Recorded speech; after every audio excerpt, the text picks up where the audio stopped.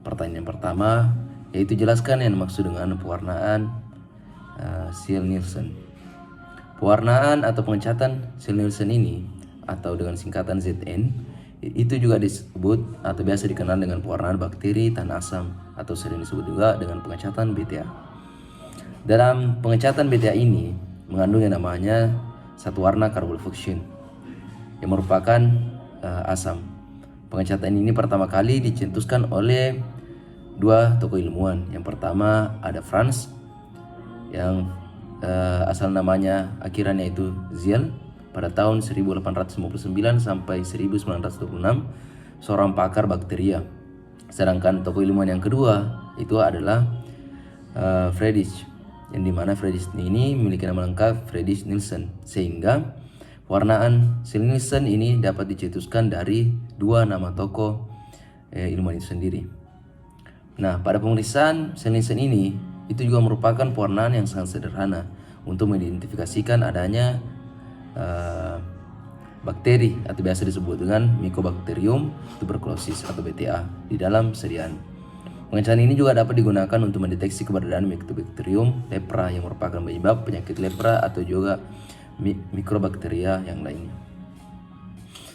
Nah, terkait dengan pewarnaan Ziehl-Neelsen ini perlu juga kita ketahui yang namanya prinsip-prinsip pewarnaan Ziehl-Neelsen, yang dimana mikrobakteria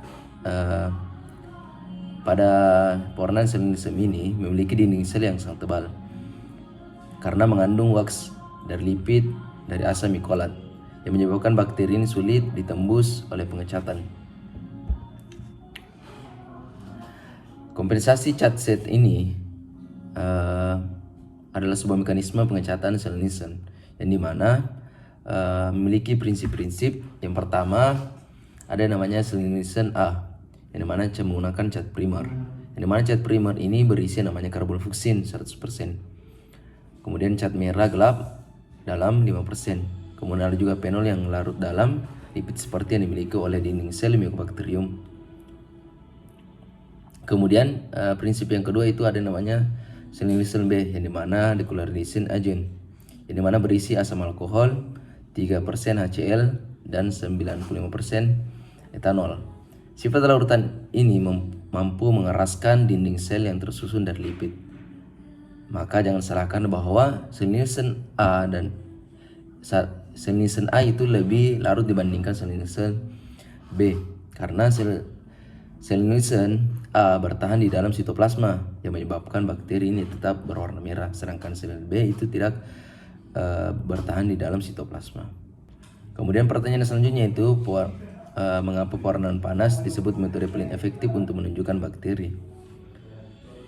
Perlu kita ketahui bahwa salah satu mikroorganisme paling kompleks memerlukan perlakuan keras terhadap senyawa Ziehl-Neelsen adalah Mycobacterium. Mycobacterium tuberculosis ini itu memiliki dinding yang sangat tebal sehingga asam mikolat sulit untuk diwarnai. Oleh karena itu pewarnaan sederhana seperti pewarnaan Gram tidak dapat menembus dinding sel tebal organisme ini.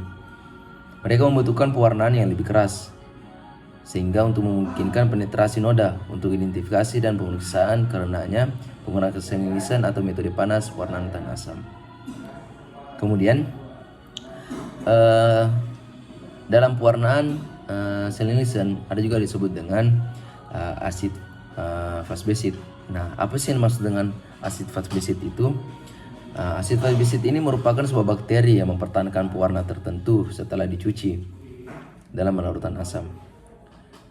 Paling asid fase organisme adalah mikrobakteria itu sendiri. Ketika AVB terlihat pada smear bernoda atau spesimen lain klinis, diagnosis TB harus dicurigai. Namun, diagnosis TB tidak dikonfirmasi sampai budaya yang tumbuh diidentifikasi sebagai Mycobacterium tuberculosis. Berdasarkan lapisan dinding selnya, ahli bakteriologi asal Denmark Hans Christian Gram mengelompokkan bakteri menjadi dua, yaitu bakteri Gram positif dan bakteri Gram negatif. Bakteri Gram positif ini memiliki lapisan peptidoglycan yang tebal yang akan berwarna ungu jika diberi pewarnaan Gram. Sementara bakteri negatif ini memiliki lapisan peptidoglikan yang lebih tipis ketimbang dengan peptidoglikan positif, yang dimana dia berwarna merah atau merah muda atau biasa disebut dengan warna pink pada pewarnaan gram. Kemudian setelah kita mengetahui mengenai bakteri-bakteri yang ada pada penyakit tuberkulosis, kenapa sih penyakit tuberkulosis ini masih menjadi salah satu penyakit yang melemahkan bahkan mematikan? Bagaimana sifat dari bakteri itu sendiri? Nah, perlu kita ketahui bahwa tuberkulosis ini adalah sebuah penyakit yang menular disebabkan oleh Mycobacterium tuberculosis atau terkadang oleh Mycobacterium bovis, yang dimana patogen utama dalam kompleks adalah Mycobacterium tuberculosis. Tuberkulosis paru ini adalah penyakit menular yang bersifat akut maupun kronis yang terutama menyerang paru. Tuberkulosis paru disebabkan oleh bakteri batang gram positif, yang dimana Mycobacterium tuberculosis dapat menular dari individu yang satu ke individu yang lainnya melalui percikan droplet yang terbawa oleh udara seperti batuk, dahang, dan percikan luduh. Nah, ketika terjadi batuk di dalam diri seorang manusia, di dalam diri kita, disitulah salah satu sarana terjadi yang namanya transportasi bakteri. Karena sifat dari bakteri ini itu merupakan sebuah refleks pertahanan yang timbul akibat iritasi trakea bronkial, yang dimana kemampuan untuk batuk merupakan mekanisme membersihkan saluran nafas bagian bawah.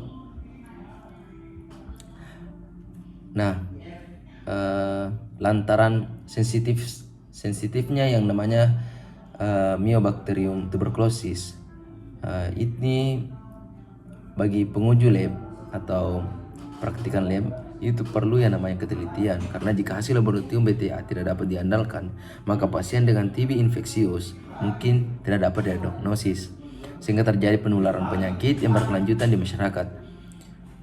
Karena itu tadi, ketika diagnosis tidak mampu ditegakkan, maka besar kemungkinan bahwa penularan penyakit yang berkelanjutan di masyarakat itu akan terjadi, yang berasal dari individu ke individu yang lainnya.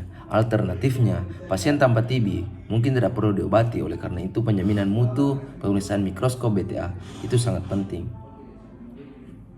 Kemudian, bagaimana sih proses Mycobacterium tuberculosis itu membentuk tali-tali yang disebut dengan cords atau hapusan BTA itu?